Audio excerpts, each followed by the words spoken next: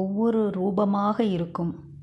ஒரு கோயிலில் சிரித்தவாறு இருப்பார், ஒரு கோயிலில் சச்சிதானந்த ரூபமாக இருப்பார், ஒரு கோயிலில் சாயி மாதா போல் பெண் உருவம் கலந்தவாறு அன்புருவாய் அருள் பாலிப்பார்.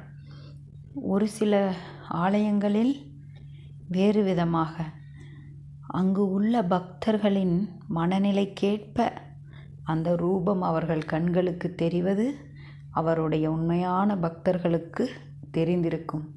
ஆகவே அது ஒரு சிலையோ கல்லோ இல்லை.